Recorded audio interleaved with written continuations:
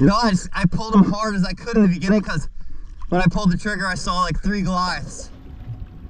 What's happening, everyone? Joe Antonelli here, and we got a dive day in store for you today. I'm out on the 26-foot yellowfin, and we're diving. Got my cousin AJ, got Ryan here, and it was a bit of a chunkier ride out this morning, but things have smoothed out, and it is now a beautiful ride.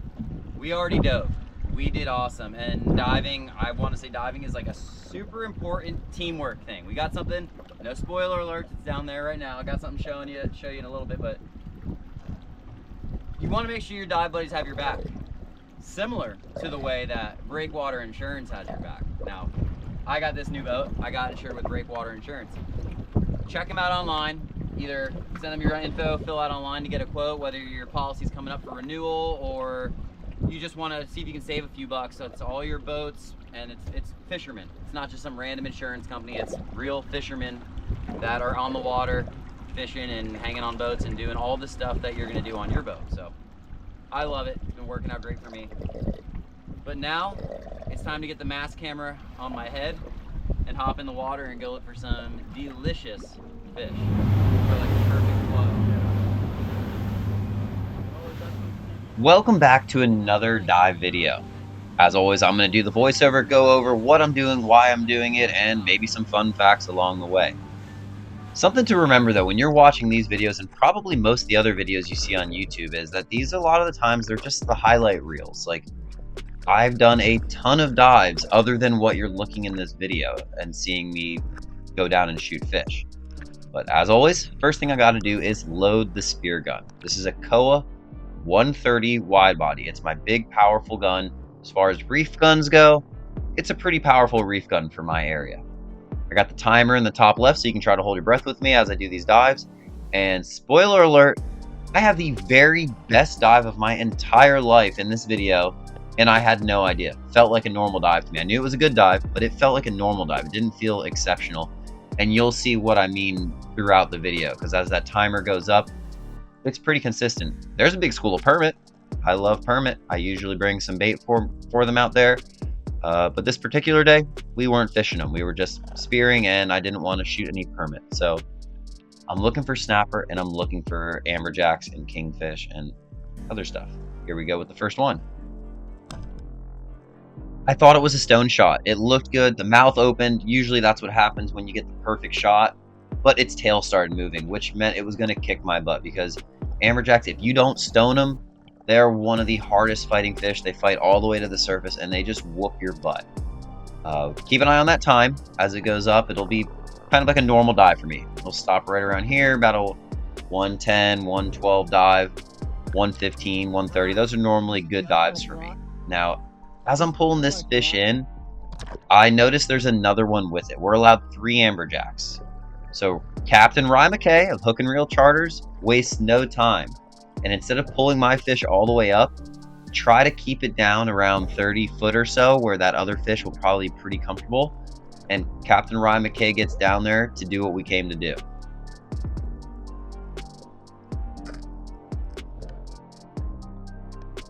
There we have it, a perfect stone shot. And that's what we needed, because if you have one amberjack freaking out, you really don't want 2. My spear was stuck in it really good, so here's a little trick you can do. You get your feet on the fish on each side of the spear and give it a good little pull. Make sure that pointy end of the spear isn't going to hit you in the body somewhere, because when you get stuck in those things' heads, it is hard to pull the spear out, just like AJ's trying to do here. AJ's trying to pull the spear out of the AJ. We're allowed 3 AJs, plus 1 in the boat, because that AJ doesn't count because it's a person. So he's going to hand that one off to me, and I'm going to pull the spear out of it just like I did with the other one.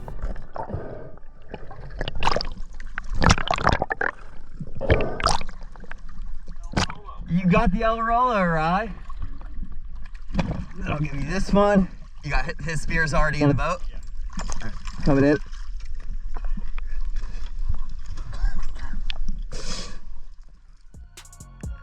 Two amberjacks in the boat. They're a great eating fish. They're good on the grill. They're great smoked. But it's not like your normal quote-unquote good fish. So we still need to look for some of that. And there was tons of snapper around. I just wanted those big amberjacks because they came in, and often they'll show up and they'll disappear. So I took advantage of it while they're there, because we have plenty of spots loaded with these big snappers. So I'm drifting down, going as slow as I can, trying to appear not threatening. And in this clip, we're going to show you why the snapper is called a snapper. Now, timer's at about 30 seconds. Fish comes in. I let the spear fly. It goes all the way through the fish, meaning I strung it up. The spear's not in the fish, just the shooting line is, which lets it swim a lot more freely, a lot more frantically. And one of the things I always try to do is get the fish into me, into my body as fast as possible, because we are constantly having shark problems. Unfortunately, this time I got a little careless. And as I was grabbing the fish, I got my finger stuck in the fish's mouth again. The other day this happened and it bit through my fingernail. The tooth went all the way through my fingernail and that hurts. My finger stuck in another snapper's mouth.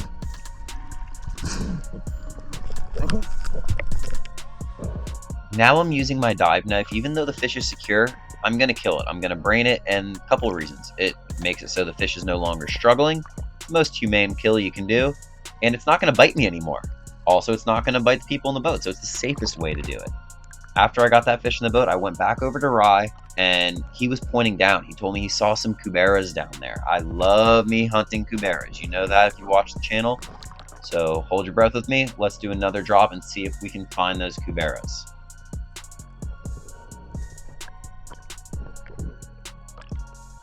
A lot of times what I'm doing is not necessarily trying to swim towards the fish, but it's to swim down into the chum. I aim at the chum, I drift with the chum, I try to appear like I'm there for the same reason as them, and that's this free food that's just floating all around for no suspicious reason whatsoever.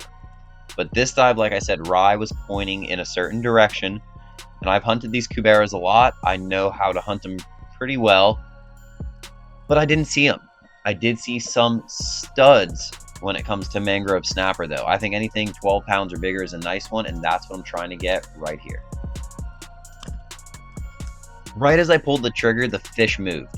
I still hit it, and luckily the spear I'm using has what's called a slip tip, meaning the whole tip of the spear comes off, so instead of being stuck on the spear, it's a lot more secure. I can pull a lot harder. Even when that bull shark came up, I'm pulling as hard as I can, trying to rip that thing away, and luckily it wasn't too aggressive. I'm pulling the fish to get it close to me so I can try to land my fish, fend off any sharks, and this was going to be another dive right in that 1 minute 10-second area, which is a great fish, a great dive, but nothing compared to what's going to happen a little bit later in the video. The mangrove, you'll see this shot, it went in through the gill area or just behind the gill area and out through the eye, basically all on the same side of the fish. Didn't mess up any of the meat, but a unique shot, just something you don't see too often.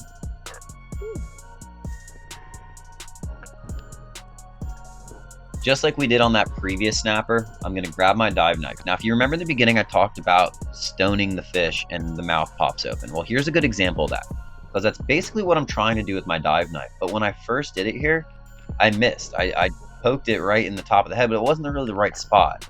You'll see its mouth opens, and that means lights out. That means it's in the right spot, and you did just like you want to do.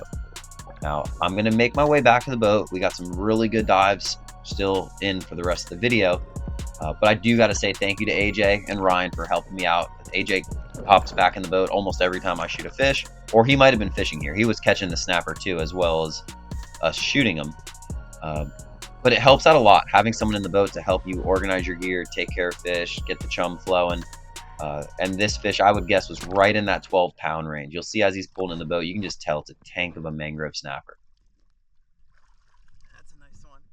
You're ready to hold your breath with me because we only got a couple more, and it's coming up on the really good one.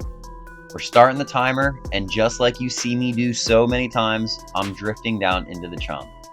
I know there's so many snapper around. The water is unbelievably clear for my area, and I'm like a kid in a candy store today. I can see giant snapper on pretty much every drop, and there's always one thing in my head on days like this. There's always one thing I'm trying to shoot that I don't normally get to shoot very often, and that's what I'm looking for on every dive.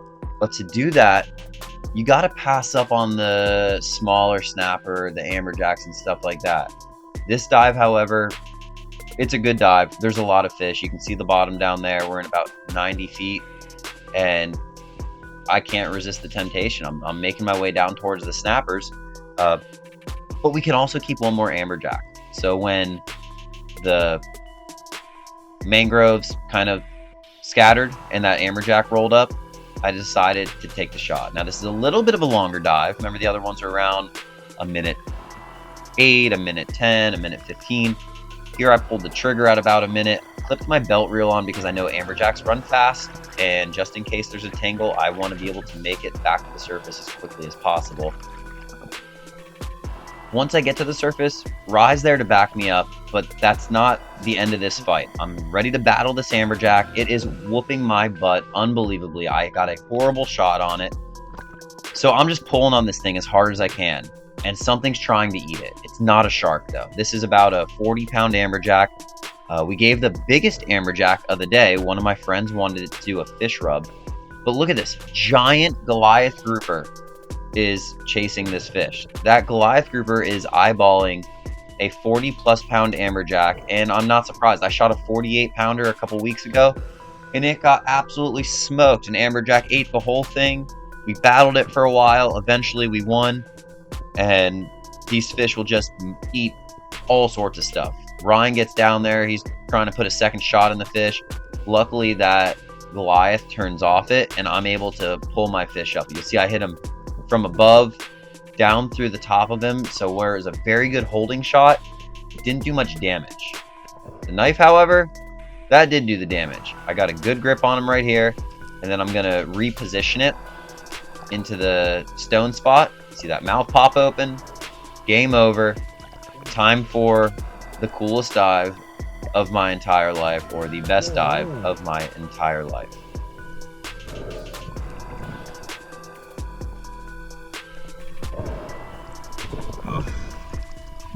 That thing whooped my butt because I got a horrible shot. Here it comes. This is the dive I've been kind of hyping up. Now, after we shot that amberjack, it was almost time to go. So I said, let's clean up the boat. We got back in the boat. We gutted the fish. We cleaned up the boat. We iced everything down the right way. But while gutting the fish, we kept chumming. And this is the time when you're going to get in the water and have the chance at something really good. You've left the fish alone for a while. There's been no pressure on them. I want you to hold your breath with me on this one. Watch that timer and just kind of see what happens. First, I started following the snapper on the way down. This is a totally normal dive for me. I think I'm just going to go down, try to shoot one more mangrove before we leave. But I'm feeling really good. The mangroves disappeared, and then I saw a kingfish. So it's kind of like I just kept getting distracted. I didn't realize how long I was going to be down for on this dive, and I felt good. So I kind of just hung out, kept slowly drifting down. I'm probably at about the 50-foot range right now, and just drifting in the chum. I lock eyes onto a kingfish right here. I haven't shot a kingfish yet. They're one of my favorite fish to shoot just because of how fast they are. So I start trying to close the gap on this kingfish. You'll see him, he's just mowing down the chum. And then I'm going to let the rest of it play out and you see what happens. Because right around here, we're at a minute and 11. This is when I've already been coming back to the surface and starting to breathe. And I haven't even pulled the trigger yet when I spotted a stud grouper.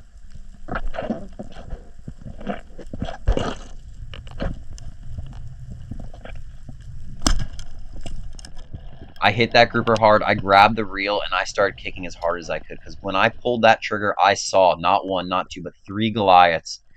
And I know that means a dinner bell to those Goliaths. And look at them chasing that giant grouper all over the place. They just want to eat it. But more important than anything is to get back to the surface. We're at about a minute 50 right now. And I know I'm at my limit. I'm waving to Ryan because buddy diving is huge. I want to hand him this. And I want him to pull as hard as he can. And that's exactly what he does. I just hit a 2-minute and 5-second dive. That is by far the best for me. I know there's plenty of free divers out there that dive much longer, but for me, my normal good dives are about a minute 15, minute 20. So to jump up to 2:05, it's just amazing. I thought it was super cool. It was a really good dive for me, but we haven't landed the fish. The Goliath got it. The Goliath is eating that fish right now. It ate the entire thing, but we have that slip tip shaft on there, which means I can pull on this thing as hard as I want, and I'm not giving up yet. Me and Ryan are both pulling on it, and we're trying to beat it. Right here, I feel the fish let go. You'll see every time my arms flail, it's because the fish kind of drags me backwards a little bit. But right there, it let go. So now I'm pulling as fast as I can. I can feel there's weight. I don't know exactly what the fish looks like, but I'm just hoping that that grouper is still intact and still on the end of the spear, because it will be the best dive for me, one of the best fish I've shot, the biggest grouper I've ever shot, and now I can see it. So it's like becoming real that it's actually happening and I'm gonna land this fish. Another super important part is to not get tangled in the lines, because often these Goliaths will come back and eat the fish again. And if you get tangled up in the line with a 400 or 500 pound Goliath grouper swimming down, that is not a good recipe for you. Now, this type of grouper is called a gag grouper, and this is a pretty good size one. I've shot other big groupers like broomtails and gulf groupers, but never a gag grouper this big. Woohoo! Woo!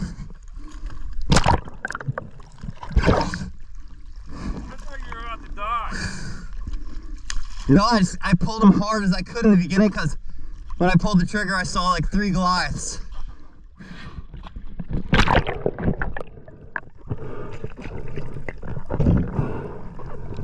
Woo!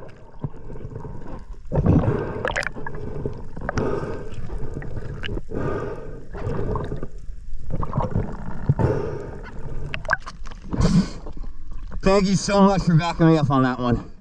Were you pulling hard on him? Now, as far as I know, this fish never touched the bottom. I was in about 90 feet. The fish was a little ways off the bottom, so I probably shot it at about 75 feet or so, would be my guess. And it never touched reef. So all those scrapes and scratches all over the sides of the fish are from that grouper eating it. Being a fish that meant so much to me, we had to get the underwater shot. So I grabbed the camera out of the boat, handed it over to Ryan, and played photo shoot with this thing. And this grouper was just, it was just amazing to me. It ended up being 34 pounds. So a gag grouper, 34 pounds, is a stud. Black belly, had the big old black belly on it, which means it's the dominant grouper of that area. They'll transition and get a black belly on them. And there's usually one black belly per spot. I don't know if that's always true, but in my experience, once you get the black belly, you got the winner. You got the winner. You got the big one of that spot.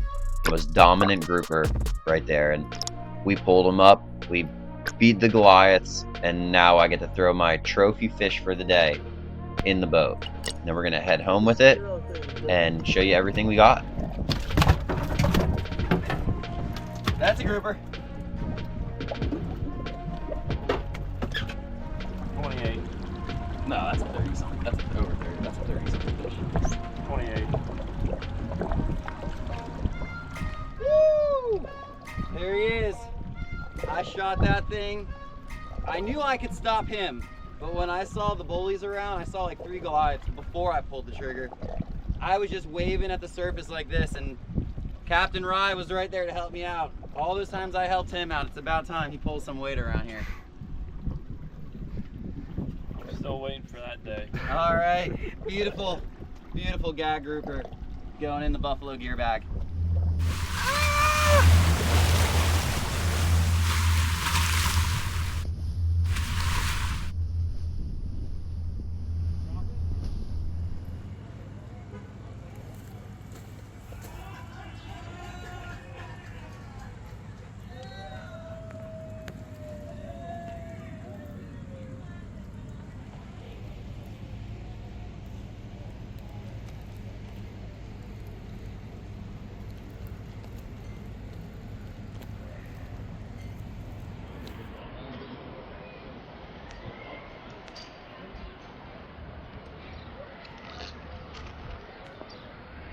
Oh, that's him.